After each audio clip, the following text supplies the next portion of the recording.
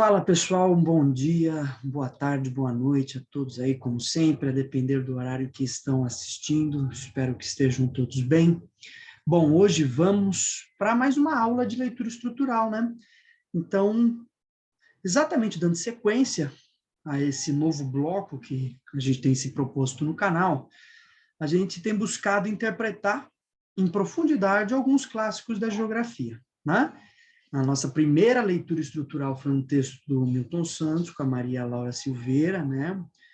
O Brasil, Território e Sociedade no século XXI. A gente deu uma lida ali na primeira parte do livro, né? Em poucas páginas, né? Pelo que eu me lembro, 4 páginas, nós desprendemos aí 4 horas. Né? Basicamente, 4 horas não, umas 2 horas e meia que eu me lembro. Então, ficamos um bom tempo, né, fazendo um estudo profundo, aprofundado de cada um dos termos, de como eles se relacionavam, resgatando referências da própria obra do Milton Santos, trazendo referências novas, inclusive trazendo reflexões, porque é exatamente isso. A leitura estrutural, ela, de certa forma, se prende na interpretação do texto, mas a gente tem que também ter a perspectiva de abrir certos horizontes para buscar outras referências que, inclusive, facilitam a nossa interpretação daquilo que está escrito, referências que são, muitas vezes, externas ao próprio autor, né? Então, quer dizer, independente do que o autor escreveu, nós podemos buscar outros autores, realidades mais modernas, realidades mais antigas e tentar aplicar de alguma forma aquela interpretação da obra nessas análises. Né? É uma maneira da gente contribuir para o enriquecimento da discussão. Então, a gente está para além simplesmente de um fichamento, a gente não está propondo um fichamento, mas, na verdade, uma leitura maior, né? Uma leitura que traga elementos que facilitem ainda mais a nossa capacidade de interpretar os textos. Bom, sem mais delongas, né, naquela primeira aula a gente viu a importância da leitura estrutural, o que é leitura estrutural, quem ainda tiver dúvida em relação ao que é isso, peço que voltem lá ao primeiro vídeo e deem uma olhada. E agora a gente continua dando sequência, então, na ideia de leitura estrutural, analisando um outro clássico da geografia. No caso, a gente começou com um clássico da geografia humana, o que de forma nenhuma dispensa geografia física, mas a gente está fazendo um certo recorte didático, né? E agora vamos para um clássico da geografia física, né? Exatamente esse senhor aqui atrás, né? Aziz Absaber. Então, vamos a um clássico da geografia física. A gente pode dizer que se Milton Santos está para a geografia humana, no que diz respeito ao movimento da geografia crítica, Aziz Absaber está para a geografia física. Então, Aziz Absaber é um geógrafo muito importante dentro desse contexto de renovação da geografia, que vai pensar principalmente a geografia física brasileira, mas como vocês vão perceber, não é o geógrafo que está preocupado com os aspectos físicos, tanto porque ele é um geógrafo, faz parte do movimento de renovação da geografia, então, na verdade, a geografia é exatamente isso, né? Não existem essas coisas separadas. E o próprio Aziz Absaber tenta juntar essas coisas.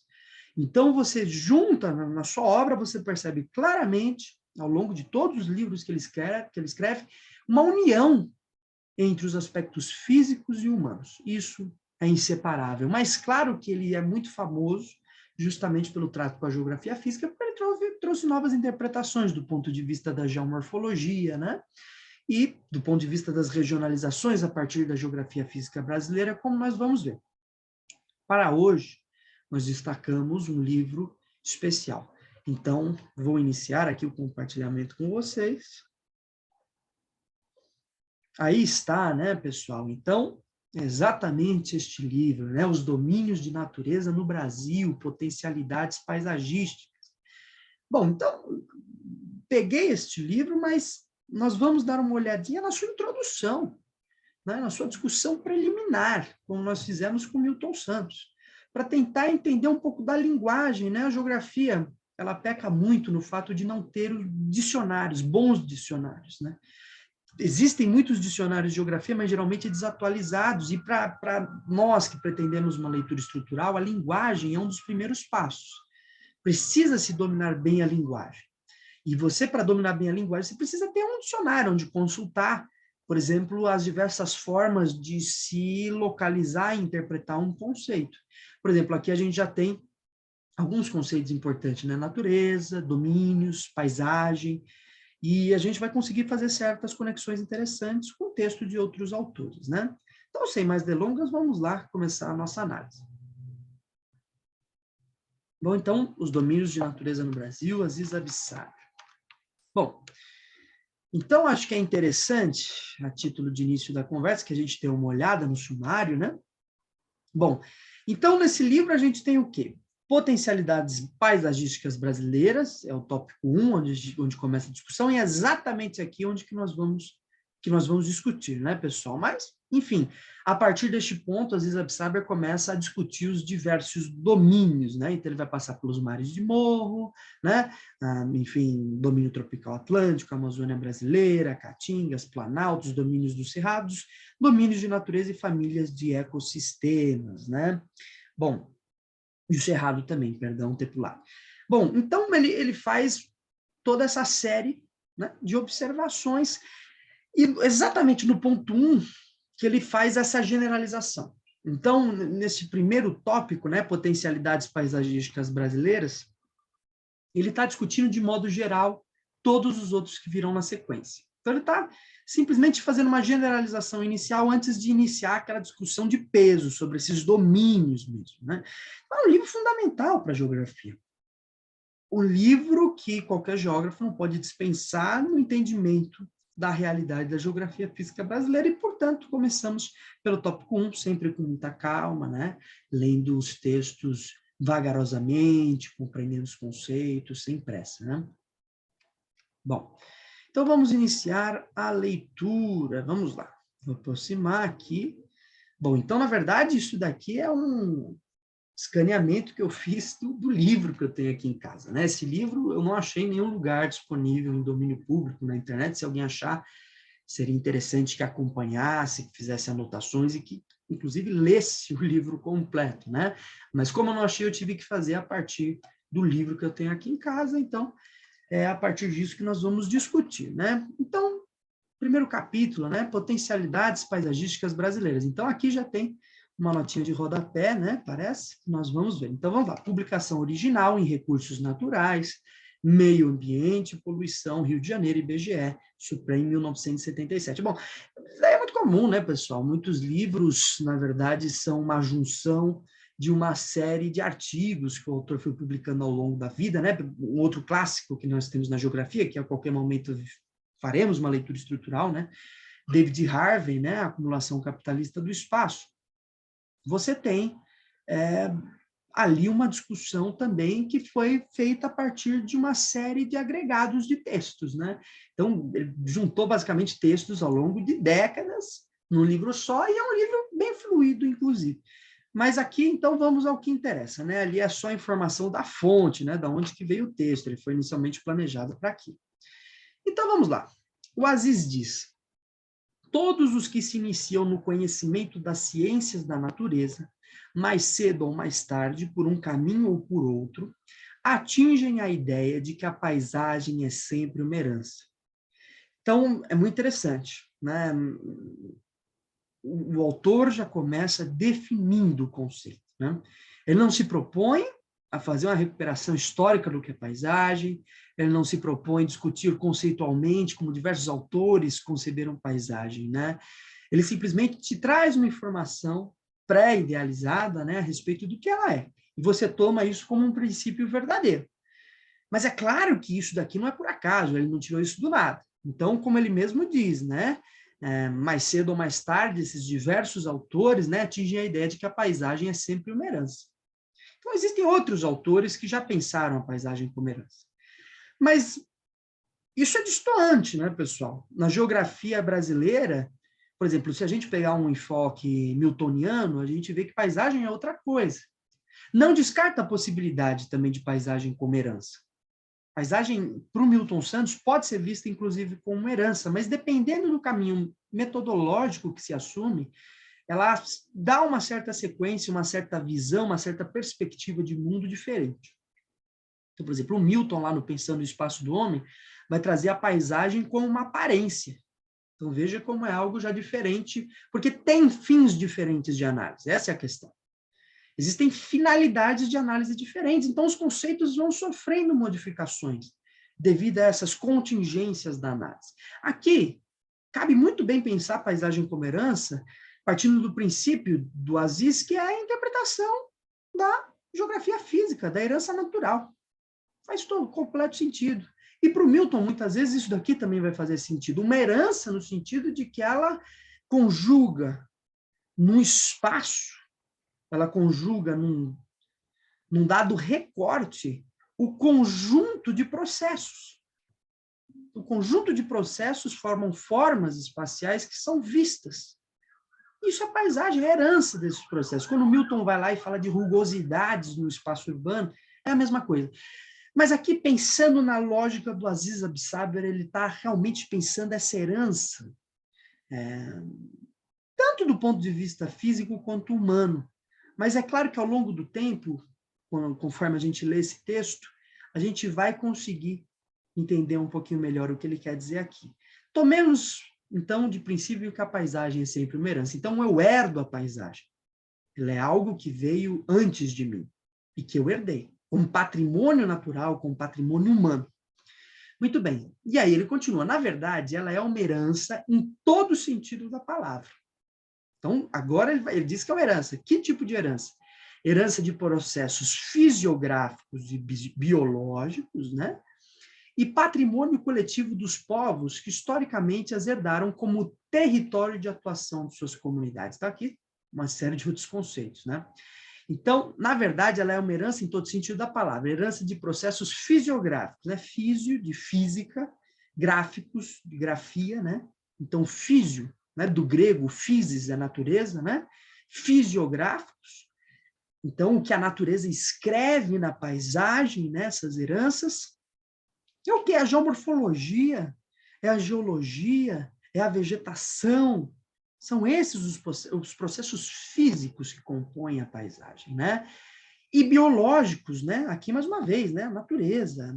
Quando a gente pensa em biologia, a gente está pensando em vida, né? Naquilo que está vivo, do ponto de vista da fauna, da flora, né?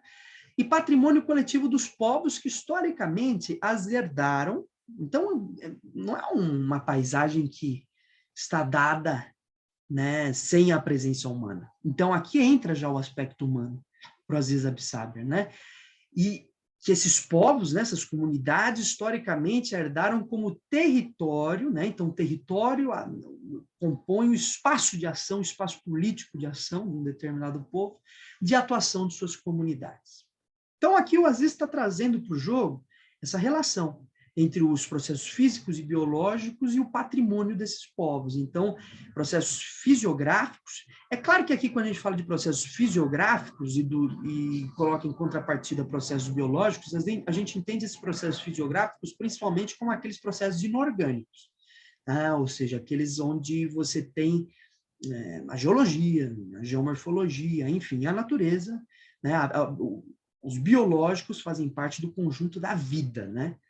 Já é uma separação epistemológica interessante que a gente pode conduzir aqui.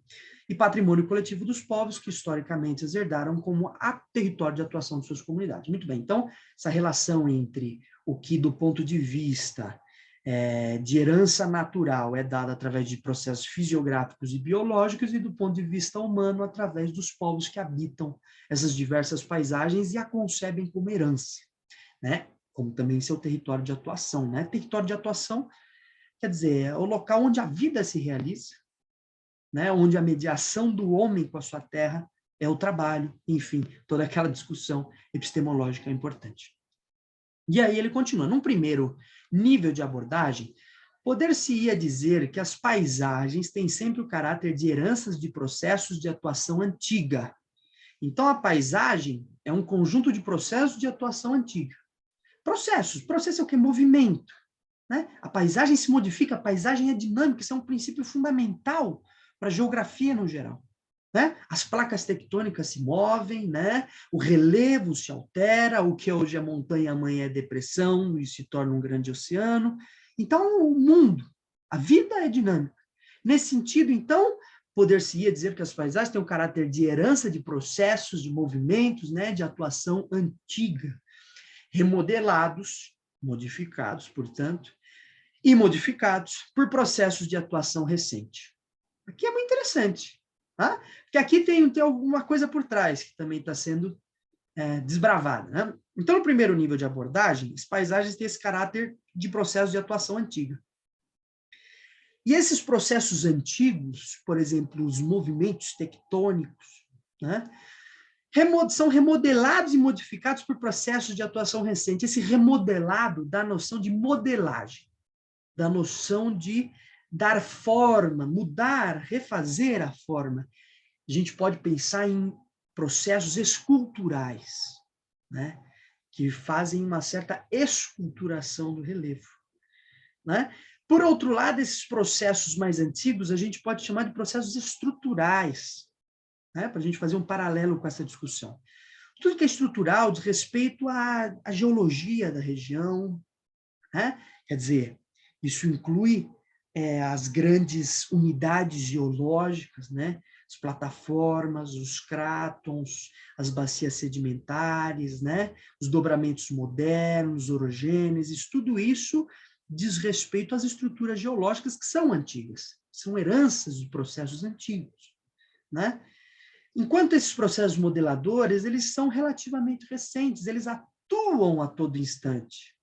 É o quê? Erosão, intemperismo, né? Intemperismo, desgaste do relevo, erosão, transporte de partículas, né? Então, essas estruturas, uma grande cadeia de montanha é representativa de uma estrutura relativamente antiga. Por exemplo, uma orogênese. Uma orogênese que é um dobramento, né? Quer dizer, um processo de choque de placas tectônicas gera um dobramento que a gente chama de orogênese. Esse contato, né? Esse choque. Essa orogênese, ela pode ser antiga. Existem orogêneses do Paleozoico, por exemplo, que seria essa era, né, mais antiga, conforme a gente vai estudar aqui. Então, essas orogêneses são frutos de processos antigos que hoje se constituem no relevo de altitudes medianas, por exemplo, sofrem constantemente impacto de erosão e intemperismo, que são esses processos remodeladores, né? É nesse sentido que a gente tem que pensar. A Serra do Mar, aqui, ao longo, por exemplo, do litoral paulista, né? São processos antigos, são falhamentos relacionados à divergência de placas entre América do Sul e África, que são remodelados por ações intempéricas e erosivas, né? E tudo isso tem que ser levado em consideração. E ele continua, em muitos lugares, como é o caso dos velhos planaltos e compartimentos de planaltos do Brasil, os processos antigos foram responsáveis, sobretudo, pela compartimentação geral da topografia. Olha que interessante, então, aqui. Vamos reler. Pausando, né? Em muitos lugares, né? Como é o caso dos velhos planaltos e compartimentos de planaltos do Brasil, a gente volta lá àquela antiga regionalização do Aziz, onde ele destaca as regiões de bacias sedimentares e de planaltos, né? Os processos antigos, né? Inclui-se nesses processos antigos os processos também os culturais, em certa medida, porque eles ocorrem constantemente, né?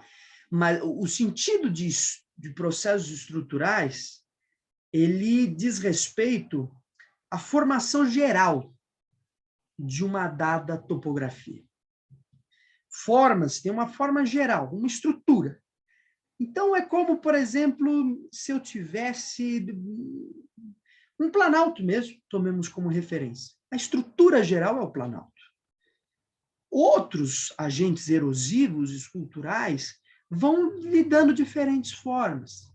Então, dependendo da resistência de certas rochas, você tem um tipo de relevo, né? Mas a estrutura se mantém, né? Seja ela um escuro cristalino, né? Seja ela uma bacia sedimentar, a estrutura se mantém, né? O que vai se modificando se dá principalmente através desses agentes esculturais do relevo, né? Mas vamos ver aqui o que o Aziz está dizendo. Em muitos lugares, como é o caso dos velhos planaltos e compartimentos de planaltos do Brasil, os processos antigos foram responsáveis, sobretudo, pela compartimentação geral da topografia. O que é essa compartimentação? A gente pode entender a ideia de compartimentação como Diferenciação, em certa medida, você compartimenta, né? Você torna uma unidade daquele relevo. Planalto é uma unidade em si, está em relação aos demais, mas se compartimentou, é uma unidade em si. E é uma unidade geral, porque no interior desse planalto existem várias formas de relevo. Tá? Então, essa compartimentação seria essa diferenciação. Então, aqui eu tenho um planalto, né? Aqui eu tenho uma região de planície, aqui eu tenho, enfim, se eu for para as estruturas geológicas, eu tenho compartimentações possíveis também a partir dessas estruturas geológicas, porque, como nós sabemos, as estruturas geológicas mantêm uma relação com o relevo, muitas vezes associado com as macroformas de relevo, né? De modo que, muitas vezes, escudos cristalinos estão associados à formação de planaltos, né? Então, existem várias associações possíveis, né? Mas essa compartimentação do texto é o que? Essa diferenciação que se dá. Bom, nessa tarefa, as forças naturais gastaram de milhões a dezenas de milhões de anos. Ou seja, são processos longos, longos em relação à vida humana, né? Como a gente sabe, o planeta tem 4,56 bilhões de anos. Então, uma dezena de milhões de anos é pouco, comparado a essa gigantesca existência, né? Então, são processos de longa duração. Por sua vez, os processos remodeladores são relativamente modernos. Então, vejam bem, os processos remodeladores, eles ocorrem ao longo de todos os períodos. Eles ocorrem ainda nos períodos mais antigos. Mas eles são modernos no sentido de que eles se atualizam. Então, veja, os processos erosivos, eles tendem a uma constante reatualização. Então, dificilmente uma forma dada a partir de um agente erosivo dura muitos e muitos milhões de anos. Elas são rapidamente substituídas. Tá? Então, você tem, quando você observa um relevo qualquer, ele está numa certa fase de erosão. Você vê uma cordilheira média, né? Uma cordilheira média não, uma elevação média qualquer, uma montanha, um morro, estão atuando os agentes erosivos ali, de desgaste desse relevo. Mas em pouco tempo, em relação ao que a gente concebe como tempo geológico, aquela forma já será outra. Então, nesse sentido, eles são extremamente atualizados. Eles mudam constantemente. É diferente de a gente pensar essas estruturas que geram essas macroformas do relevo, que duram centenas de milhões de anos. Tá? Então, é nesse sentido que a gente pensa que esses agentes modeladores, eles são mais modernos, porque eles estão em constante atualização. Tá? Eles se atualizam também em função dessas estruturas quando elas se atualizam. Mas eles mudam as estruturas constantemente. Tá? Então, por sua vez, os processos remodeladores são relativamente modernos e mesmo recentes, restringindo-se basicamente ao período quaternário. Então, o que a gente observa desses processos remodeladores, eles se restringem ao quaternário. Esses processos eram outros quando a gente observava lá atrás, porque a dinâmica climática muda, porque uma série de fatores intervêm. A remodelação ela é constante na história do planeta. Mas os processos de remodelação são diferentes e, portanto, recentes. É essa a ideia. E medem-se por uma escala de atuação de processos interferentes, cuja duração gira em torno de alguns milhares até dezenas, ou quando muito, centenas de milhares de anos. Né? Quando muito, centenas de milhares de anos. Quando a gente observa, na verdade, que existem crátons aí, né, que chegam ao éon pré-cambriano, ao super-éon pré-cambriano, né? Que são muito mais antigos, né? Então, vejam bem, aqui tem algumas informações importantes. Primeiro, que esses processos remodeladores são relativamente modernos, e mesmo quando recentes, eles se restringem basicamente ao período quaternário. Então, vamos recuperar lá a escala de tempo geológico. A gente está no período quaternário, da era Cenozoica, do éon Fanerozoico. É muito importante para se ler os textos do Aziz Absaber que você tenha noção desse tempo geológico, né? Porque ele vai te falando como se você já reconhecesse, né? Então, é o período mais recente. Se te perguntassem, do ponto de vista histórico, em qual período vivemos, você diria, nós vivemos na era contemporânea, na idade contemporânea. Né? Para geologia, nós temos uma nomenclatura de fato, de modo que período, era, éon e até mesmo época são coisas completamente diferentes, possuem escalas de medida de tempo diferentes. Então, se te perguntasse do ponto de vista geológico, em que momento estamos vivendo? O éon fanerozoico, né? Lembra-se lá, né? Fanerozoico, vida visível, né? Vida complexa, mas visível. Da era cenozoica, seno vem de recente, de jovem, né? Zoico, de era mesmo, de período recente, né? Não confundir com outro período, né? Como a gente vai ver na sequência.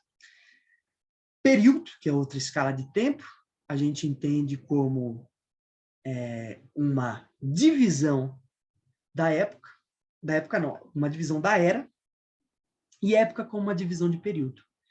Então, é um fanerozoico, da era cenozoica, do período quaternário, da época do Holoceno. É assim que a gente faz essa diferenciação. É claro que vocês podem recorrer a essa tabela no Google, que vai se tornar muito mais fácil a compreensão. Mas o que ele está dizendo aqui é que é o período mais recente mesmo, né?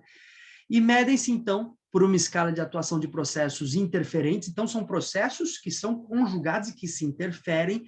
Lembre-se lá que para a geomorfologia é muito importante a noção de sistema fechado, inclusive, né? Quer dizer, é um sistema fechado onde você move uma peça, um elemento, todos os outros se alteram, né? E medem-se por uma escala de atuação de processos interferentes, cuja duração gira em torno de alguns milhares, até dezenas, ou por muitas centenas de milhares de anos, né? Muito bem. De milhares, né? A gente não está falando de milhões. Então, vejam como é uma escala de tempo, né? Que a gente considera até mesmo curta. Os primeiros agrupamentos humanos assistiram às variações climáticas e ecológicas desse flutuante universo paisagístico e hidrológico. Vamos lá. A gente vai ter que virar a tela, então vamos primeiro interpretar aqui, né? Os primeiros agrupamentos humanos, né? Os primeiros homens a surgir, assistiram às variações climáticas e ecológicas desse flutuante universo paisagístico e hidrológico. Muito bem, ou seja, é no sentido mesmo de que a Terra ela é dinâmica, né? Então a gente observa essas variações naturalmente dos tempos quaternários e foram profundamente influenciados por elas. Então o homem ele surgiu no quaternário. Se a gente voltar lá para o terciário ou para o mesozoico, né? Ou para o paleozoico, que são neste caso eras mais antigas, né? Em relação ao mesozoico e paleozoico, o que você tem é a inexistência do homem. Nós somos uma fração, um ponto, né, ínfimo na escala de tempo geológico. Então, esses homens que viram essas mudanças hidrológicas, climáticas, naturais, foram extremamente influenciados por ela. Basta lembrar os períodos de resfriamento do nosso planeta, né, a ascensão e a regressão dos mares, tudo isso influencia significativamente a vida do homem, principalmente desse homem paleolítico, né? Então, entre mentes, dentro da escala dos tempos históricos, nos últimos 5 a 7 mil anos, para a geologia não é nada, né? A despeito de algumas modificações locais ou regionais, dignas de registro, tem se dominado um esquema global de paisagens zonais e azonais, muito próximo daquele quadro que ainda hoje se pode reconhecer na estrutura paisagística da superfície da Terra. Então, vejamos bem aí, né? Então, dentro da escala de tempo histórico, apesar de algumas transformações que o homem provocou no mundo, tem dominado um esquema de paisagens zonais e azonais. Quer dizer, algumas paisagens pro Aziz, elas são zonais, bem zoneadas, e outras são mais amorfas, né? São dificilmente zoneadas, né? Muito próximo daquele quadro que ainda hoje se pode reconhecer na estrutura paisagística da superfície terrestre. Então, essas paisagens, a despeito da intervenção do homem, elas continuam basicamente as mesmas, né? Tem-se uma intervenção significativa e uma significativa mudança, mas no quadro geral, essas paisagens se mantiveram, né? a despeito dessas modificações locais ou regionais, tem dominado, então, um esquema global de paisagens muito próximo daquele quadro que ainda hoje se pode reconhecer na estrutura paisagística da superfície da Terra. Então, nesses 6, 7 mil anos, pouca coisa mudou. Está muito próximo daquele quadro. Quer dizer, a gente intervém e modifica substancialmente. Não pensem que não. Né? O próprio fato da existência do homem provocou extinções em massa generalizadas.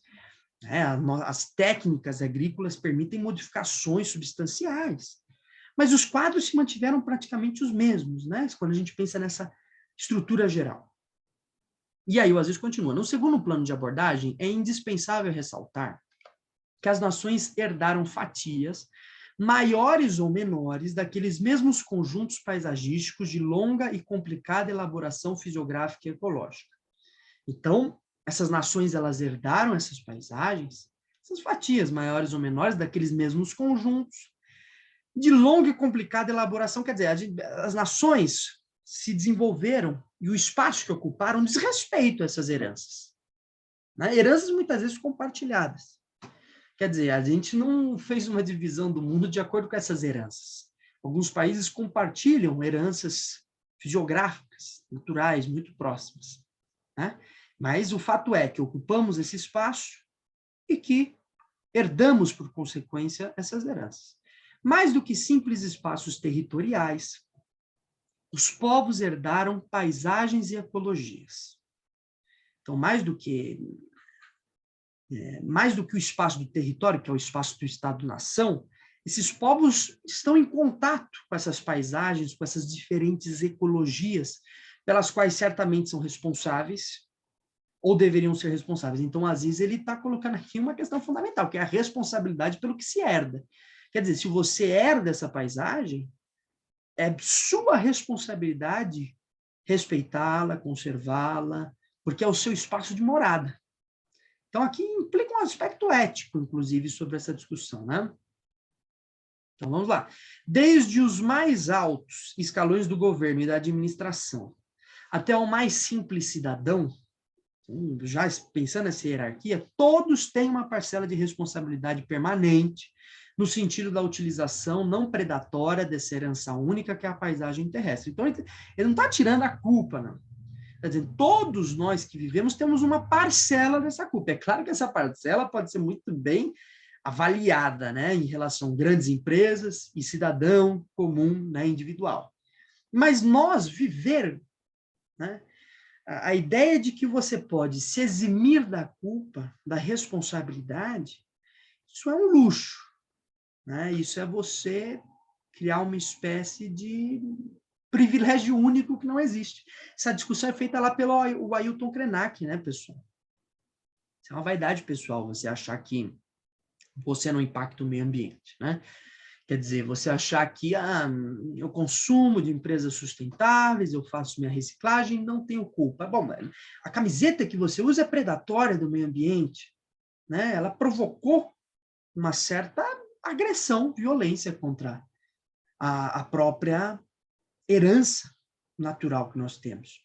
Porque uma indústria teve que se instalar num determinado local, porque dessa indústria saíram componentes tóxicos à atmosfera, porque essa indústria poluiu um dado rio, porque essa indústria, enfim, o simples fato da indústria ser alocada num dado lugar já afeta a fauna e a flora daquele ponto. Né? Então, você não pode se eximir dessa culpa. Você tem que se responsabilizar. Não quer dizer que a culpa é toda sua, mas quer dizer que você, se tornando responsável, você também tem que ser sujeito ativo de mudança e de compreensão. Porque a partir do momento em que eu digo a culpa não é minha, eu simplesmente me retiro da necessidade da luta por uma mudança. Digo, não é minha, não tenho o que fazer. Né? Os lá de cima que se resolvam, e não é bem assim, todos nós somos culpados, né? E ele continua, para tanto, há que conhecer melhor as limitações de uso específicas de cada tipo de espaço e de paisagem.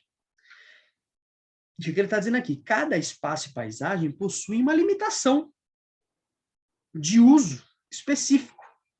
Quer dizer, existe um tratamento diferenciado que eu tenho que ter com essas diversas heranças. Não é? Então, essas heranças, elas de alguma forma, precisam ser conhecidas, estudadas, para que eu saiba utilizá-las. Não é? Da melhor forma que a gente pode pensar, sustentável. Né? A gente fala de crescimento sustentável, existe uma discussão enorme, existe quem diga que isso é impossível, outros que digam que é possível, não importa aqui, mas quando a gente pensa em crescimento sustentável, ele diz respeito ao modo como eu, reconhecendo essa minha herança, eu posso atuar nela da melhor forma a não oferecer riscos. É eu pensar num desenvolvimento que tem em mente as próximas gerações que vêm ao planeta, para que a minha existência não prejudique a existência dos que estão por vir. Essa é a ideia, né? Há que procurar obter indicações mais racionais para a preservação do equilíbrio fisiográfico e ecológico. Então, indicações racionais para preservação, equilíbrio, então, conhecer para cuidar, né? Fazer um estudo propício a essa preservação. E, acima de tudo, há que permanecer equidistante de um ecologismo utópico e de um economismo suicida, né? Então, ele tem que manter uma distância na mesma medida, né? Uma equidistância. A equidistância é o quê? Uma distância uniforme, né? De 20 em 20 metros, de 30 em 30 metros, de 40 em 40 metros, uma equidistância. Da mesma forma, deve-se permanecer tão distante de um ecologismo utópico, ou seja, um ecologismo que não leva em consideração as necessidades práticas, ou seja, vamos acabar com todas as indústrias.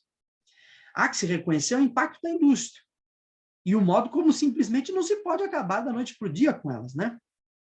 E de um pensamento, de um economismo suicida, ou seja, de um economismo que veja nessa predação da natureza uma oportunidade de lucro. Ou seja, o economismo que na produção de riqueza está se destruindo, até percebendo essa destruição, mas pensando num lucro imediato. Muito bem. E aí ele continua, já se pode prever que entre os padrões para o reconhecimento do nível de desenvolvimento de um país devem figurar a capacidade do seu povo em termos de preservação de recursos, o nível de exigência e o respeito ao zoneamento de atividades, assim como a própria busca de modelos para uma valorização e renovação correta dos recursos naturais. Então, vejam bem.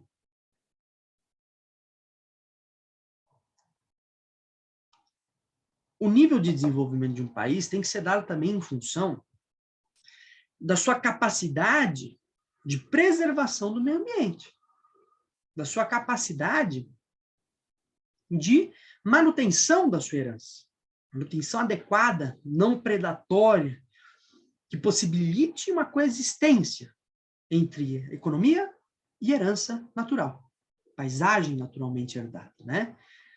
E aí o Aziz Absaber diz, então, né? O respeito ao zoneamento de atividades.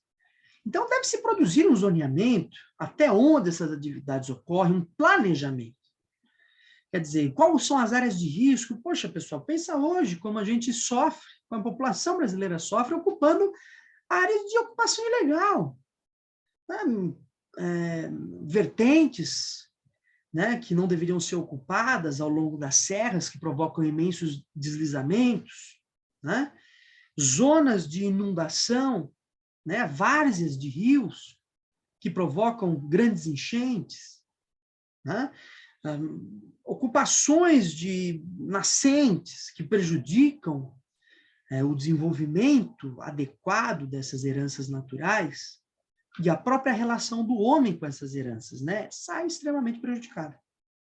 Então, é nesse sentido que a gente está pensando essa relação, né?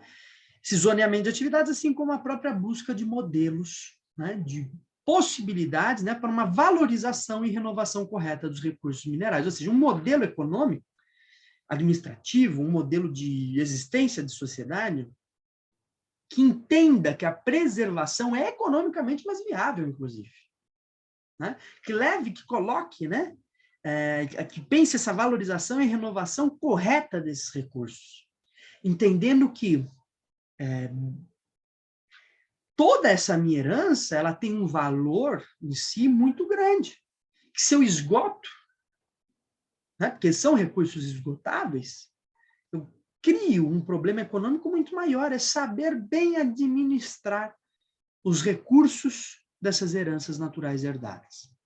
E aí o Aziz continua, evidentemente, para os que não têm consciência do significado das heranças paisagísticas e ecológicas, os esforços dos cientistas que pretendem responsabilizar todos e cada um pela boa conservação pelo uso racional da paisagem e dos recursos da natureza, somente podem ser tomados como motivo de irritação, quando não de ameaça, a curto prazo, à economicidade das sources de produção econômica. Então, muito bem, aqui ele está dizendo, eu sou realmente o geógrafo desse movimento de renovação da geografia, preocupado com as pautas econômicas, né, preocupado com o desenvolvimento que atenda às demandas sociais. Então, o fator social não está de fora em nenhum momento do texto do Aziz, como a gente está vendo.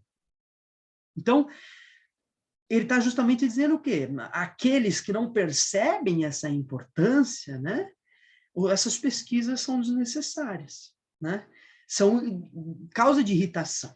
E, de fato, hoje, o que a gente tem aqui, as pautas mais menosprezadas ou vistas como menos populares são justamente as pautas ambientais, né? Você quer ver um político não se destacar bem, ele só fala de pauta ambiental.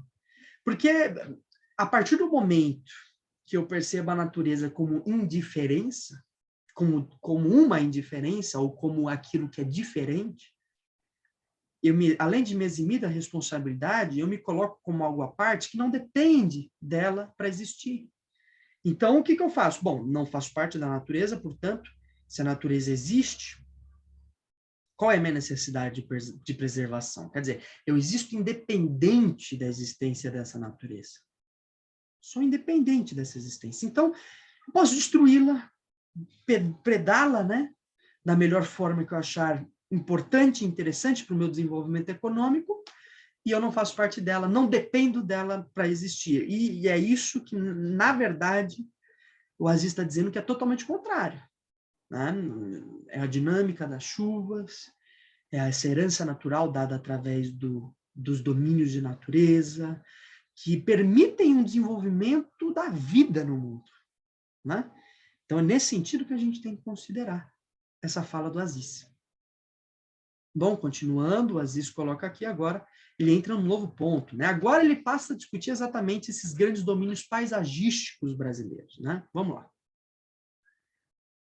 E ele diz, o território brasileiro, devido à sua magnitude espacial, comporta um mostruário bastante completo das principais paisagens e ecologias do mundo tropical. Muito bem, devido à sua grande extensão, nós temos variações grandes de paisagem. Pode-se afirmar que um pesquisador ativo entre nós, em poucos anos de investigações, poderia percorrer e analisar a maior parte das grandes paisagens que compõem o mosaico paisagístico e ecológico do país. Então, vejam bem, né, pessoal? O Aziz era justamente esse pesquisador ativo, né? Então, em muitos anos, na verdade, de investigação, o Aziz percorreu o Brasil inteiro, né? Conhecendo as diferentes paisagens, estudando diretamente, realizando trabalhos de campo, não só ele, como equipe, né, e de outros pesquisadores, tentando entender esse mosaico, né, esse conjunto paisagístico e ecológico do país. E aí ele continua, trata-se de uma vantagem que se acrescenta a outras no incentivo dos estudos sobre as potencialidades paisagísticas regionais brasileiras, né? Quer dizer, vamos reler para encaixar direitinho, né? Pode-se afirmar que um pesquisador ativo entre nós, em poucos anos de investigação, poderia percorrer e analisar a maior parte das grandes paisagens que compõem o mosaico paisagístico e ecológico do país. Trata-se de uma vantagem que se acrescenta às outras no incentivo dos estudos sobre as potencialidades paisagísticas regionais brasileiras, né? Então, na verdade, esse incentivo a esse estudo é muito importante, né? Então, trata-se dessa vantagem sobre as potencialidades paisagísticas regionais brasileiras. Quer dizer, a gente tem um mosaico grande, mas a gente pode, em pouco tempo, em alguns anos, estudá-lo, entendê-lo, né?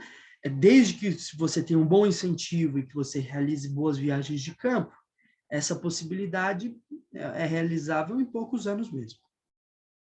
E aí ele continua, né? É claro que vocês veem que esse texto tem um caráter bem introdutório, né? Comparado ao do Milton anterior, ele não é tão embaçado, né? Como a gente costuma dizer, né? Não traz aquele conjunto enorme de conceitos que deixa a gente completamente pirado. É até um texto gostoso de ler. E, claro, vamos fazendo discussões no andamento dessa leitura, né? Então, ele continua, essa possibilidade de trânsito livre difere muito, por exemplo, daquela que diz respeito ao território tropical africano.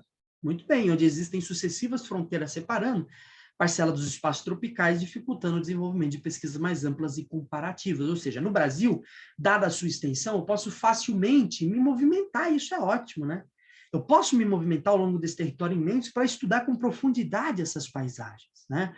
É diferente de um território mais fragmentado, como é o território africano, onde uma mesma paisagem está em 4, 5 países. E aí eu teria que percorrer, ultrapassar fronteiras, pedir licença a esses países para conduzir o estudo. Então, dá uma vantagem, realmente, no Brasil. O seu imenso território facilita um livre trânsito, no sentido de observar essas paisagens, né?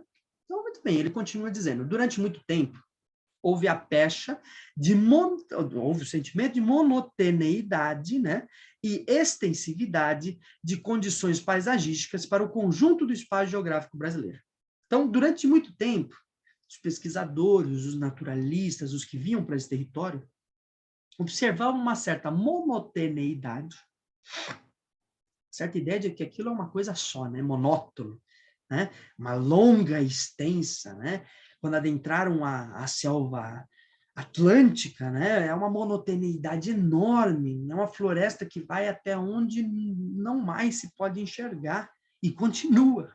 Tá? Uma monotoneidade e uma extensividade, uma coisa assim, quer dizer, quando eu observo a paisagem, eu vejo uma coisa que parece única, né? Com poucas variações, monótona e uma grande, né, extensividade longa, né, de condições paisagísticas para o conjunto do espaço geográfico brasileiro. E continua, observadores alienígenas, né, de fora, habituados às fortes diferenças de paisagens existentes a curto espaço no território europeu, não tiveram muita sensibilidade para perceber as sutis variações nos padrões de paisagem e ecologias de nosso território intertropical e subtropical. Quer dizer, esses naturalistas, muitos que vieram para o Brasil, né, o Humboldt, o Elisée Reclus, né, passaram por esses territórios, ao observar, não tinham a sutileza necessária para perceber as pequenas variações. Quer dizer, pensem na floresta. Aqui a gente está pensando na Mata Atlântica, né? Mas a gente nem vai se aprofundar nisso ao longo desse texto, né? Mas pensem no conjunto, né, da Mata Atlântica. Ou nos mares de morro, que o Aziz cita. É muito difícil você perceber essas variações, porque elas são muito extensas, né? O território europeu está acostumado, devido à sua própria geomorfologia, à sua dinâmica, a ter variações grandes de paisagem, né? Então, é muito diferente aqui quando você tem que perceber entre um grande domínio e outro grande domínio essa sutil variação. E é uma variação que o próprio Aziz vai perceber que não se dá em uma grande ruptura. Ela tem uma transição. Ele vai considerar zonas de transição. Essa sutileza das zonas de transição também é um aspecto do Aziz, né? Demanda a observação de uma sutileza muito importante em observar o modo como essas áreas se relacionam, que ele ainda vai comentar nesse texto, né? Então, continuando, ele diz, operando em áreas reduzidas, situadas no interior mesmo de um só domínio morfoclimático, então, operando em áreas pequenas, né, esses naturalistas, né, situados no interior de um só domínio, né, ou seja, ele vai para os mares de morro e fica por lá, vai para o cerrado e fica por lá, situados no interior mesmo de um só domínio morfoclimático, de um domínio morfoclimático e fitogeográfico, os investigadores que visitaram nosso país na primeira metade do século XX somente tiveram olhos para o ar de família, né? Para eles totalmente exótico e aparentemente pouco diferenciado das paisagens tropicais úmidas da fachada atlântica oriental do país. Ou seja, ele ainda está localizando. O que esses autores observaram foi a fachada atlântica do país, né? Esse Brasil oriental, mais habitado, inclusive esse recorte litorâneo e oriental, dos sertões orientais, né? Foi observado. E como se observava no interior de um mesmo domínio, não se percebia as significativas mudanças nas zonas de transição e em relação a outros domínios, o que prejudicava uma análise realmente apropriada.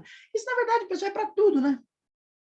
Pensando os limites epistemológicos, né, o que diz respeito à produção de conhecimento, os saberes europeus, eles não são adequados à interpretação da realidade do mundo tropical, muitas vezes, né?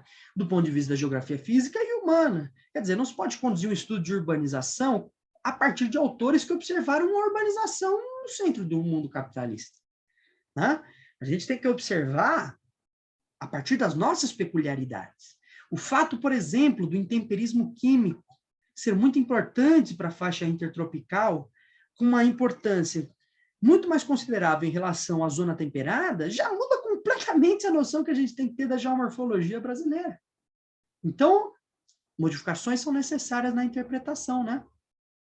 E aí ele continua. Nesse sentido, houve um certo retrocesso em relação ao estoque de conhecimentos acumulados do decorrer do século XX, mormente no que concerne às contribuições pioneiras dos viajantes naturalistas. Ou seja, em relação a essas viagens, tivemos, na verdade, um retrocesso, porque elas não avançaram no conhecimento desse território, aplicaram conhecimentos ainda não capazes de interpretar a nossa realidade para interpretar a nossa realidade.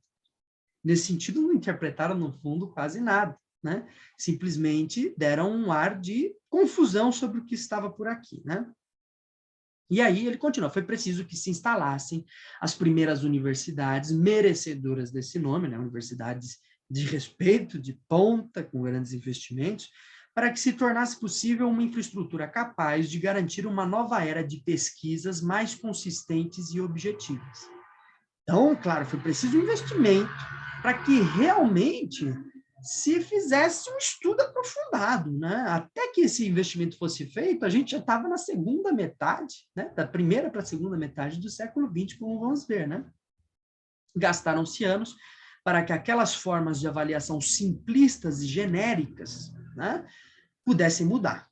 E isto só veio a ocorrer a partir da década de 40, e sobretudo na de 50, graças aos esforços de pesquisadores brasileiros e europeus, sobretudo franceses. Tá? Então, lembre lá, a primeira grande regionalização importante do Haroldo de Azevedo sobre a geomorfologia brasileira é justamente desse período, onde você tem aí sim uma observação mais aprofundada sobre a realidade brasileira, mas, como a gente vai ver, só lá no projeto Radan, que o Aziz vai participar, que a gente tem um conhecimento realmente aprofundado sobre o território brasileiro, e isso é da década de 70. Então, vejam aí como levou-se tempo, e é recente essa observação dos domínios morfoclimáticos, dos diferentes biomas, da própria natureza brasileira. O Aziz diz, continua, né? Diga-se de passagem que, a despeito de a maior parte das paisagens do país estar sob a complexa situação de duas organizações opostas e interferentes, ou seja, a da natureza e a dos homens, vejam aí como eles sempre mantêm essa relação, ainda existiam possibilidades razoáveis para uma caracterização dos espaços naturais, numa tentativa mais objetiva de reconstrução da estruturação espacial primária das mesmas. O que ele quer dizer aqui, então? Apesar de a maior parte das paisagens do país estar em relação a essa complexa organização de homens e natureza, ainda existem possibilidades razoáveis para a observação desses espaços naturais numa tentativa mais objetiva de reconstrução da estruturação espacial primária das mesmas. Vejam bem, então, o que ele está trazendo aqui. A despeito da relação homem-natureza e desses impactos, né, locais e regionais, como ele falou ali atrás, que ainda assim não são deveras, mas são importantes, né, significativos, o que o Aziz está tentando dizer aqui é, apesar dessa relação, eu estou tentando observar essa realidade primária da natureza. Estou tentando observar a natureza em si. Eu estou tentando categorizá-la, vamos dizer assim. Estou tentando uma abstração, seria, né, o mais adequado. Elevá-la a despeito de suas particularidades em relação à sua relação com os homens. Se eu tivesse que regionalizar a natureza, como eu faria? Né? É claro que em nenhum momento ele está conduzindo isso sem pensar nos impactos que isso terá em relação à sociedade. Como a gente viu, isso é um aspecto constante, mas ele está dizendo o seguinte, eu quero observar só a natureza agora. Mais do que os homens, eu queria diferenciá-la em si. Então, é possível essa diferenciação, essa reconstrução da estruturação espacial primária dessas mesmas unidades de natureza. E ele continua, de modo geral, o homem pré-histórico brasileiro, né? Esse termo pré-histórico, hoje em dia, muitos não preferem, né? Enfim, a despeito disso, de modo geral, o homem pré-histórico brasileiro pouca coisa parece ter feito como elemento perturbador da estrutura primária das paisagens e ecologias intertropicais e subtropicais brasileiras. Quer dizer, o caráter primário, o caráter primeiro, o fundamental dessas paisagens se mantiveram.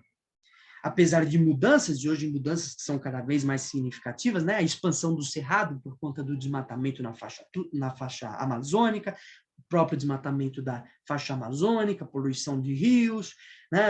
Arenização, desertificação. Apesar disso, as condições primárias ainda se mantêm como essas unidades paisagísticas, né? Dentro dessas unidades paisagísticas. E ele continua. Certamente, no espaço geográfico natural do Brasil, aconteceu o contrário do que se passou com o continente africano, onde ocorre maior variedade de paisagens intertropicais e onde agrupamentos humanos com uma pré-história superior a 500 mil anos puderam imprimir modificações incisivas e extensivas em algumas áreas paisagísticas tropicais e subtropicais regionais. Então, ele vê aqui uma diferenciação. Claro, a América do Sul e África compartilham muito essa faixa, esse zoneamento climático latitudinal também, né? No sentido de que, por ser um território habitado há mais tempo, africano, né? As marcas humanas ficaram mais impressas nessas unidades, né? De natureza, né? E o que o Aziz diz aqui, então, é o seguinte, o espaço, né? Natural brasileiro, ele tem uma quantidade menor de variação dessas paisagens intertropicais, né? O espaço africano tem uma variação maior dentro dessas paisagens intertropicais, isso seria até uma vantagem na nossa análise aqui, né? Muito bem. E aí ele continua, no presente trabalho, entendemos por domínios, então agora vamos definir os domínios morfoclimáticos, né? No presente trabalho, entendemos por domínio morfoclimático e fitogeográfico um conjunto espacial, um conjunto que tem uma ordem espacial, né, de certa ordem de grandeza territorial, de centenas de milhares a milhões de quilômetros quadrados de área, onde haja um esquema coerente de feições de relevo, tipos de solo, formas de vegetação e condições climato-hidrológicas. Então, vamos aqui, que aqui ele trouxe uma boa quantidade de conceitos, o que é ótimo, né?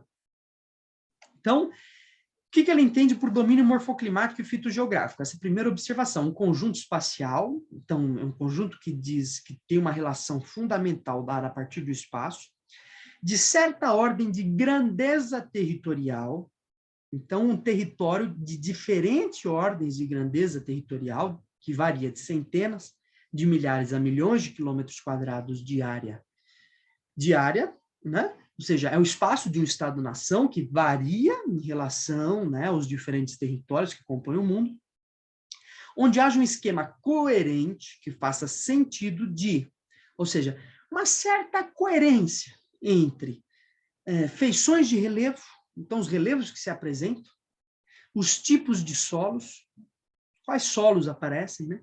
Formas de vegetação e condições climáticos e hidrológicas. Então, tipos de solo, que é a pedologia, né? Formas de vegetação e condições climático-hidrológicas. Então, veja que o Aziz, ele considerou a intersecção de todos esses fatores para definir os domínios morfoclimáticos brasileiros. Que a gente pode, a qualquer momento, discutir como isso é diferente, né, de quando a gente considera os biomas. Né? O Aziz, ele propõe uma interpretação que não é a mesma dos biomas. Bioma é outra coisa. Para o Aziz, o que ele está levando em consideração é feições de relevo. Então, na medida em que feições de relevo, tipos de solo, formas de vegetação e condições climáticos e hidrológicas compõem uma certa coerência que a gente define um domínio. Então, vejam que é um conjunto grande de requisitos necessários à identificação de um domínio morfoclimático, que é importante para a gente entender. E aí ele continua, tais domínios espaciais de feições paisagísticas e ecológicas integradas ocorrem em uma espécie de área principal de certa dimensão e arranjo, né, em que as condições fisiográficas e biogeográficas formam um complexo relativamente homogêneo e extensivo. Tais domínios espaciais, domínios morfoclimáticos, de feições paisagísticas e ecológicas integradas, né, interagem, estão integradas, ocorre em uma espécie de área principal, tem uma área principal de ocorrência, de certa dimensão e certo arranjo, certa relação, né? Em que as condições fisiográficas e biogeográficas, tanto que diz respeito à geologia, geomorfologia, pedologia e biogeográficas, que diz respeito à fauna e flora, formam um complexo relativamente homogêneo. Então, a gente observa ao longo dessa área principal uma homogeneidade desses fatores e extensivo, e com certa extensão espacial. A essa área mais típica e contínua, né, via de regra de arranjo poligonal, né, dada em relação à forma de um polígono, né, aplicamos o nome de área core. Core é o quê? Coração, né? Então, a área principal, a área core, né? A essência da área, né? Onde você observa bem essa homogeneidade entre essas feições de relevo, tipos de solo, forma de vegetação e condições climáticas e hidrológicas, né? Logo traduzida por área nuclear, o núcleo, o centro, né? Termos indiferentemente empregados segundo o gosto e as preferências de cada pesquisador. Então, tanto a área core como a área nuclear cumprem a mesma função, no final significam a mesma coisa. E aí o Aziz continua, né? Entre o corpo espacial nuclear de um domínio paisagístico e ecológico e as áreas nucleares de outros domínios vizinhos, ou seja, entre uma área core e outra, totalmente diversas, né? Totalmente diversos, existe sempre um interespaço de transição e de contato. Um interespaço, um espaço que está entre, né, essas duas áreas core, que é um espaço de transição e de contato, que afeta de modo mais sensível os componentes da vegetação, os tipos de solo e sua forma de distribuição. E, até certo ponto, as próprias feições de detalhe do relevo regional. Ele está dizendo, entre uma área core e outra, existe uma área de transição. E como a gente vai ver, ele vai explicar, essa área de transição mantém relação com essas áreas core, aos quais elas são limítrofes, né? E aí ele continua, cada setor das alongadas faixas de transição e contato apresenta uma combinação diferente de vegetação, solos e formas de relevo. Então, cada setor dessas alongadas faixas de transição e de contato apresenta uma combinação de vegetação, de solo, de forma de relevo, ou seja, uma conformação especial desses fatores. Num mapa em que sejam delimitadas as áreas core, né, os corações, as áreas nucleares centrais, os interespaços transicionais restantes entre essas áreas, aparecem como se fossem um sistema anastomosado de corredores, um sistema, né, que possui uma deformação, né, ao longo desses corredores. Então, são corredores, né? Recomendo muito que, se você estiver lendo essa parte agora, a gente não vai ter condição de fazer aqui, pegue o mapa dos domínios, né, morfoclimáticos brasileiros. Eu acho que, inclusive, eu tenho aqui, quem sabe a gente possa até já matar essa dúvida. Vejam bem, né? Então, acho que está dando para ver razoavelmente. Não vai dar para ver por causa da... Dá para ver razoavelmente bem. Então, vocês percebam que entre uma área core, né, no caso aqui o domínio amazônico, e outra área, que aqui seria, né, o domínio do cerrado, você tem essas áreas de transição, né? Então, entre uma área coração, agora nem é o aparelho, entre uma área coração e outra, esses corredores. Mas o melhor que vocês podem fazer é realmente pesquisar aí no Google, né? Domínios morfoclimáticos, segundo Aziz Absaber, vocês já vão ter acesso a esse mapa. E aí vocês percebam como esses corredores anastomosados, como o Aziz coloca aqui, né, aparecem, né, ao longo dessas áreas core, dotados de larguras variáveis, para finalizar, né? Então, na verdade, cada setor dessas alongadas faixas representa uma combinação subregional, uma combinação no interior de uma região distinta de fatos fisiográficos e ecológicos, que podem se repetir ou não em áreas vizinhas e que, na maioria das vezes, não se repetem em quadrantes mais distantes. Então, vejam bem, em cada setor dessas, então, dentro, no interior, nos setores dessas alongadas faixas, você tem uma combinação subregional, no interior dessas regiões, distinta de fatores fisiográficos e ecológicos, que podem se repetir, se repetem em áreas vizinhas, né? E que, na maioria das vezes, não se repetem em quadrantes mais distantes. Então, essas áreas de transição, elas são como nós estamos observando aqui, menos homogêneas. Porque elas, na verdade, são uma intersecção de diversas influências dessas áreas core. E, necessariamente, elas, então, assumem diferentes feições. Mas isso continua, então, aqui, né? Poderia parecer lógico que entre o domínio A e o domínio B pudessem ocorrer transições ou contatos em mosaico de A mais B. Ou seja, se eu tenho um domínio A aqui, um domínio B aqui, essa transição que está no meio, ela seria simplesmente tributária de A e de B. O que nós veríamos na transição seria uma espécie de combinação entre A e B, que seria uma coisa diferente. E aí ele continua. No entanto, né, na verdade, nesse ponto aqui, o que ele está dizendo é exatamente isso. Parece lógico, então, pensar que nessas transições, o que a gente teria? A mais B. Né? Ou seja, você teria um pedacinho do A e um pedacinho do B nessas zonas de transição. Mas ele diz, no entanto, a experiência demonstrou que podem registrar-se combinações de A mais B passando a C. Então ele diz, não é simplesmente que você tem A e B ali, misturado de alguma forma, mas diferenciável em A mais B. Não, ele diz, na soma de A mais B tem-se C, uma coisa completamente diferente. Então, não é simplesmente aspectos da zona A com aspectos da zona B. É um C, é algo que é diferente mesmo, né? Ou de A mais B passando a D, algo mais diferente ainda, né? Ou ainda de A mais B incluindo um tampão Z. A mais B com uma outra particularidade externa que compõe também uma espécie de tampão dessa área, né? Ou seja, na verdade, um mosaico onde você tem diversas distribuições que geram diversas paisagens, que, na verdade, não são uma soma, são uma transformação de A mais B. A mais B que vira C, A mais B que pode virar D, né? Ou de A mais B com um tampão Z. Quer dizer, não necessariamente o que você tem é uma união diferenciada dessas duas coisas, mas uma transformação. Constatou-se ainda que, em alguns raros casos de áreas de transição e contato, com forma, grosso modo, triangular, situadas entre os domínios A, B, C, ou seja, no contato entre esses três domínios, né?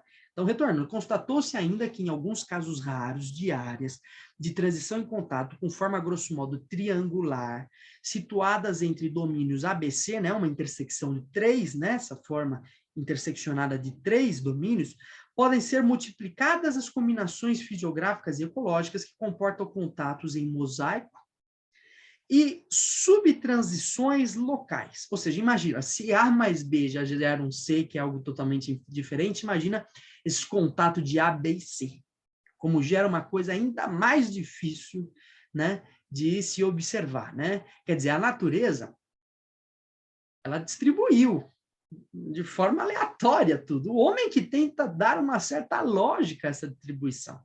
Ele que está tentando observar como que isso foi distribuído, mas a natureza não está nem aí com o modo como a gente pensa, ela simplesmente distribui e vai gerando mosaicos cada vez mais complexos, né? E aí ele coloca reconhecimentos feitos em algumas áreas territoriais consideradas chaves para o entendimento do problema. Então, reconhecimentos feitos em algumas áreas do território, consideradas chaves para o entendimento dessa problemática, especificamente o estado da Bahia e do Maranhão, revelam complexas combinações de componentes fisiográficos e ecológicos dos domínios envolventes.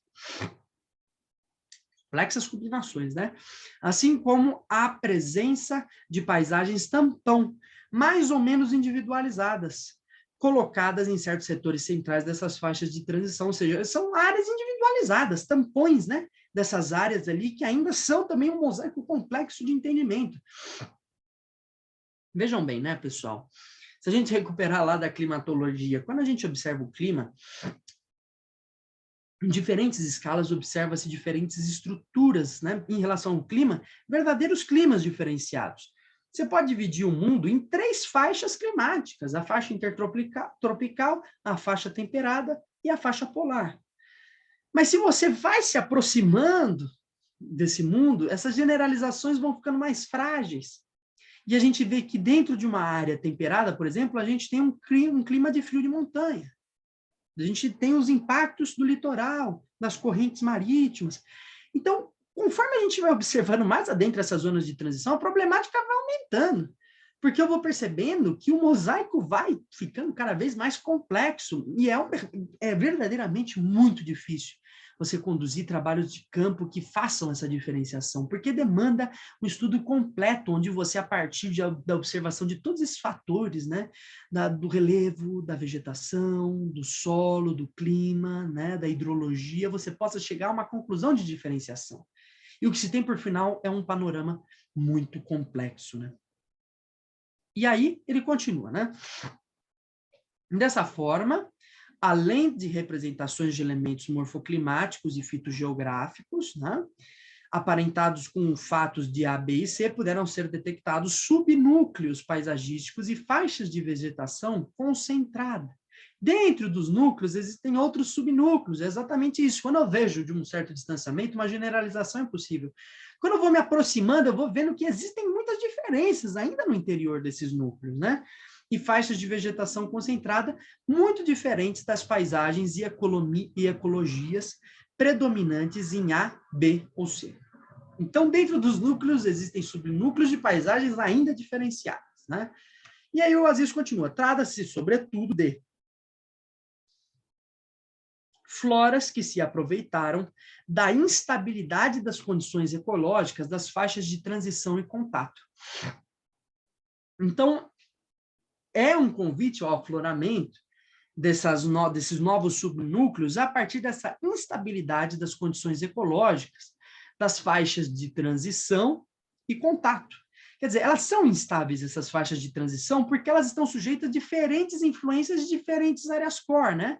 Passando a dominar localmente o espaço em subáreas onde as condições climáticas e ecológicas eram relativamente desfavoráveis para a fixação de padrões de paisagens diretamente filiados aos domínios paisagísticos contíguos, A, B e C, ou B, C e D, ou ainda A, C e F, em outras combinações espaciais de domínio vis-à-vis. E, pelo oposto, eram favoráveis ao adensamento e à expansão de determinadas floras. Então, ele dá exemplos aqui dessas paisagens de, né, como mata de cocais, matas de cipó, matas secas, né? Então, vamos reler aqui, porque aqui teve uma série de informações, né? Então, vamos lá.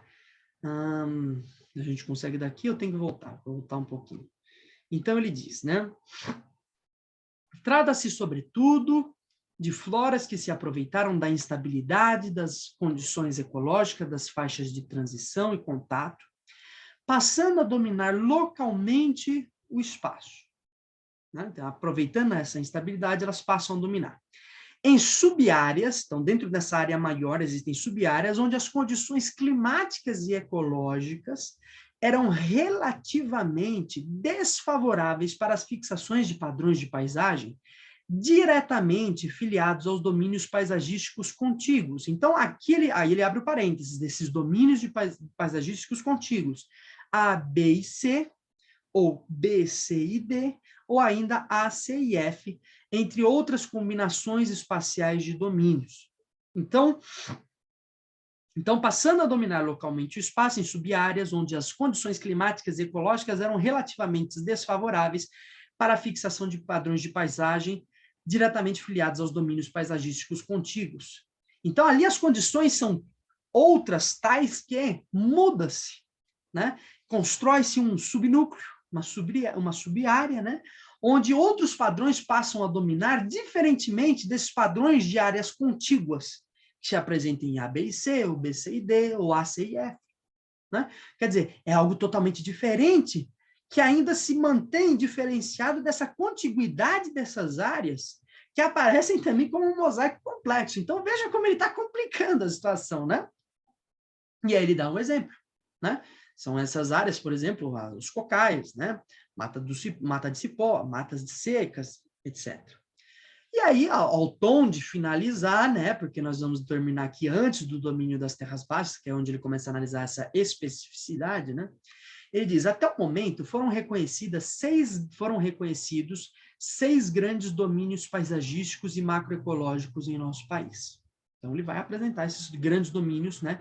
Esses grandes, né? Quer dizer, a gente viu aqui como é complexa a discussão e como no interior desses domínios, ainda assim, você tem subdomínios, subáreas, né? Regiões de transição entre esses grandes domínios que trazem para a gente uma discussão que é muito complexa, né? Mas até o momento, o que ele fez? Uma grande generalização de pelo menos 6 domínios que possuem aquela certa unidade anterior que ele comentou, né?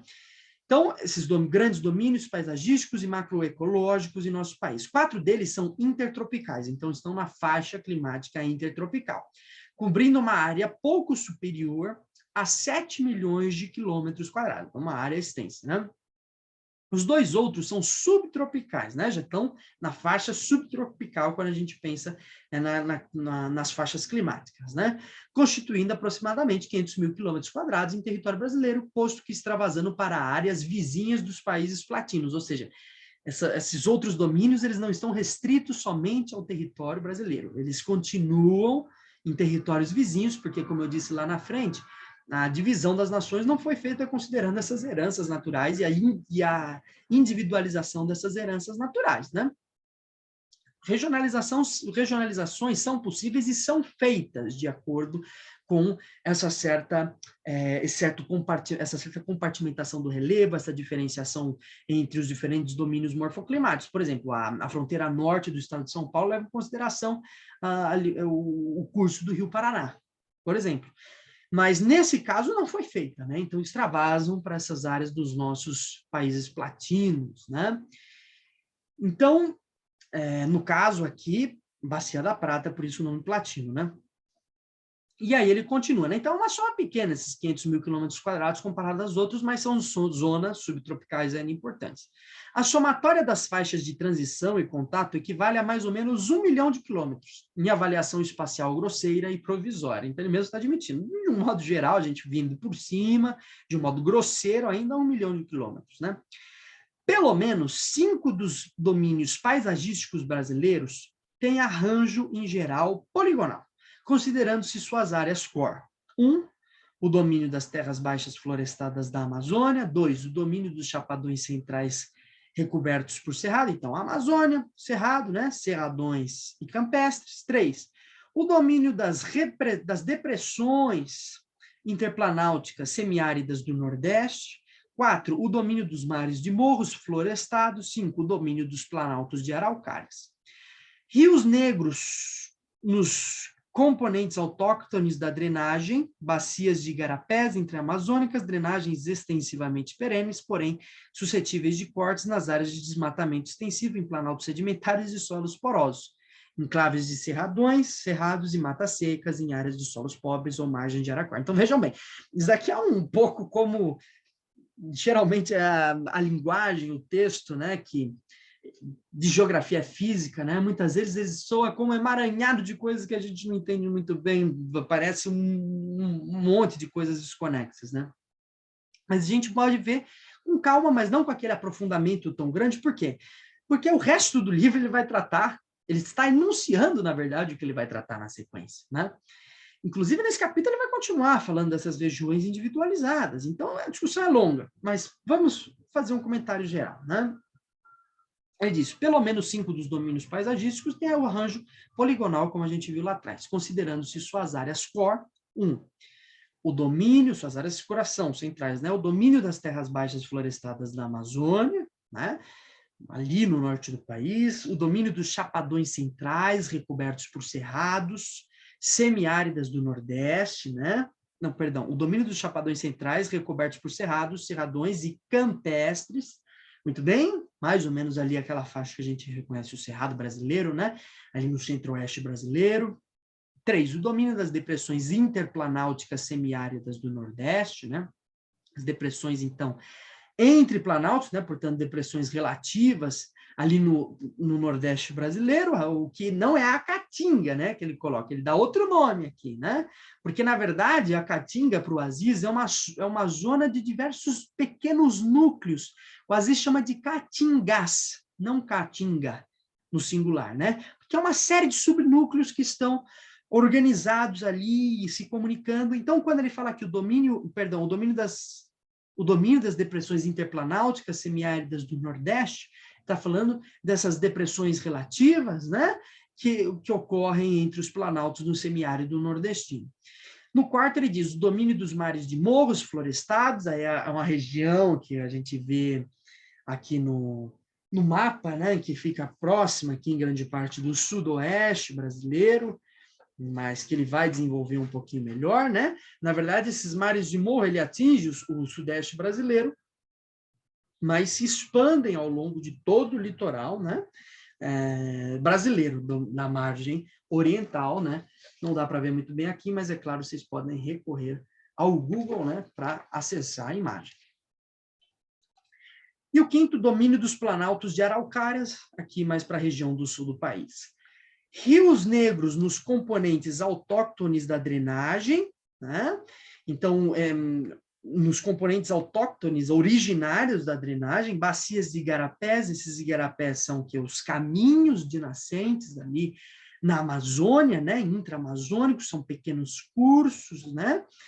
Não tenho certeza, vocês podem dar uma pesquisada, aí vou falar sem certeza, mas igarapé parece que é o caminho do índio, ou alguma coisa nesse sentido, que é o significado de igarapé, né? O caminho da canoa, alguma coisa assim.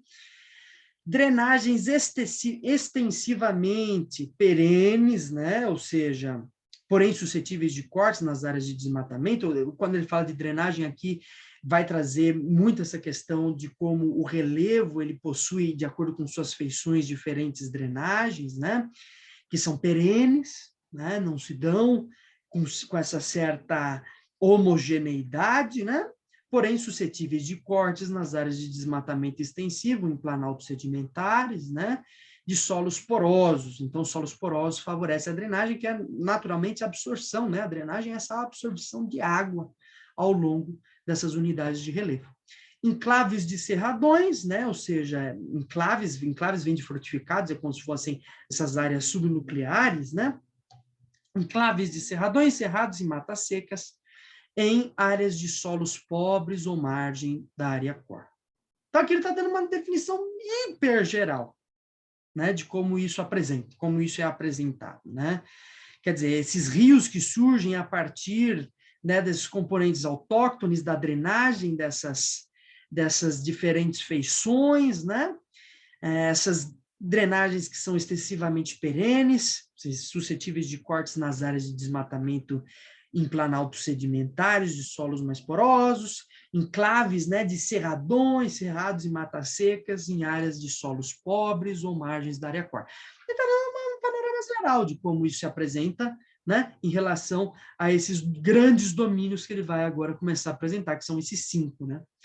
Então, basicamente é isso, pessoal. A partir daqui, ele começa a falar do domínio das terras baixas florestadas da Amazônia e a discussão já vai tomando outros contornos, né, que a gente, logicamente, retorna para fazer a discussão em momentos propícios, né? Mas é isso, pessoal. O texto do Aziz é um texto que, penso eu, comparado ao texto do Milton que a gente analisou primeiramente, é um texto um pouquinho mais simples, ele não evoca tantos conceitos complexos. É claro, a dificuldade dele vem justamente dele evocar certa linguagem da geografia física que a gente não está muitas vezes acostumado. É isso. Uma dificuldade outra ali de interpretação, no que diz respeito ao modo como ele faz o zoneamento, ao modo como ele está pensando epistemologicamente essas questões, como ele está pensando o método mesmo, né, dessa observação, né, quando ele fala A mais B, que não é necessariamente A mais B, mas é uma coisa totalmente diferente, áreas tampões, não sei o quê. Isso gera um estranhamento, mas todo estranhamento é bem-vindo, é a possibilidade da gente desenvolver melhor o nosso entendimento.